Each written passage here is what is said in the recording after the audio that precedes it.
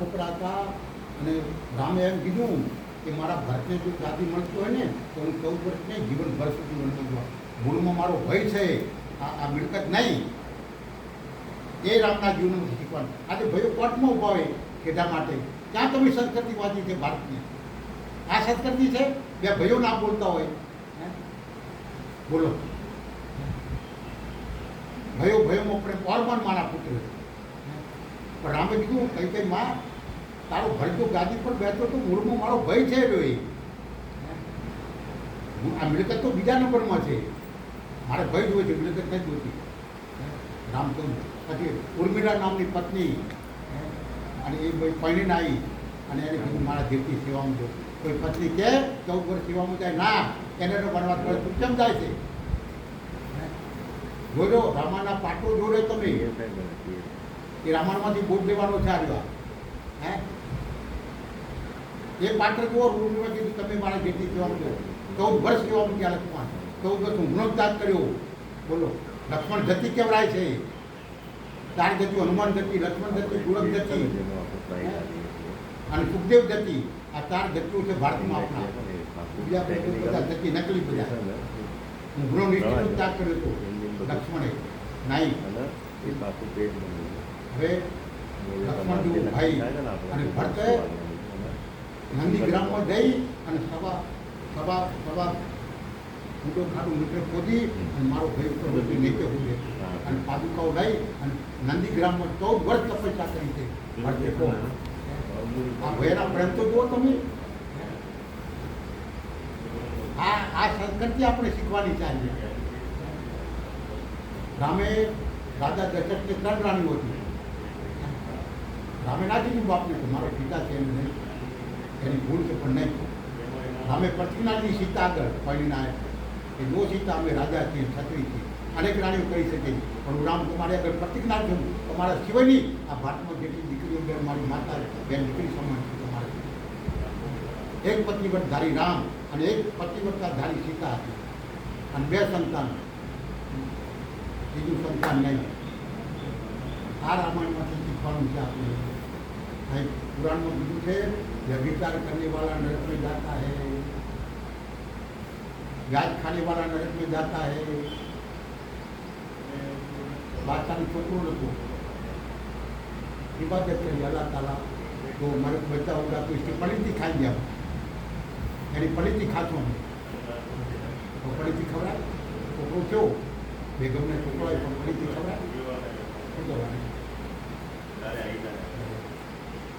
12 મહિના 2 વર્ષ થયા. સંત આવ્યા ગામમાં. મુસલમાન સંતને નાનું પણ સંત બહુ વખત હતા. એની પ્રશંસા થઈ નગરમાં. બાદશાહ જઈને મળ્યો, સંતને પગે પડ્યો. બેગમને બે બેઠા. સંતે જોયું સંતના ચહેરા પરથી એને આભા ખબર પડી કે આપણું ચિંતિત માણસ એની ચિંતા છે. હૃદયમાં ચિંતા હોય ને એનો ચહેરો કાઢી થાય. આપણું બાદશાહ શું બેગમ છે, તમારે શું તકલીફ થઈ? તમે કેમ આટલા નરમ છો? બહુ તકલીફ શું છે કે 2 વર્ષથી અમારે છોકરો નહોતો કે અમે કીધું મારે છોકરો પછી તેની ફરીથી થઈ છે. બપોરે ફરીથી કેમ ખાવી? એમાં શું મોટી વાત છે? કોઈ વ્યાજ ખાતો એના ઘરનો ટુકડો ખાવ્યો તો નહીં જ ખાતા હોય. કોઈ માણસ વ્યાજ ખાતું હોય એના ઘરનો ટુકડો ખાઈ લ્યો એ ફરીથી ખાધા બરોબર છે.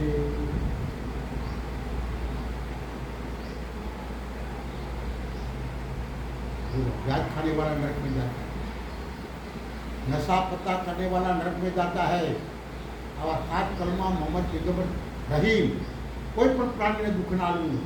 कुर्बानी नहीं. कुर्बानी तो તમારા કામ, ક્રોધ, લોભ, મોહ, રાગ, દેશ, માલ, કામ, ખાવા દવા એને આપી દો કુરબાની બધી.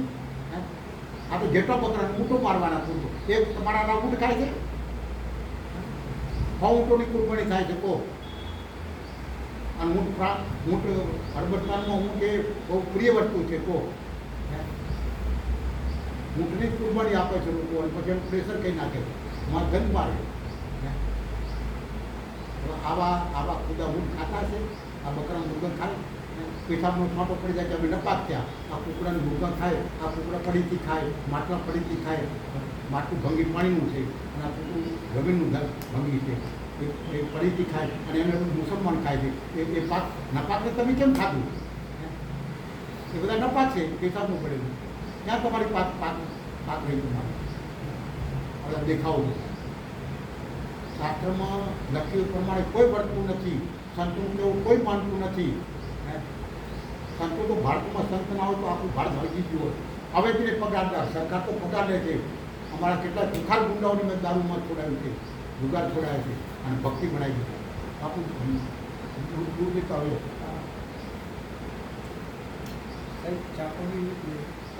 સરબત બનાવી, કશું મત કરો બાપુ, બોલો સરબત છોડો.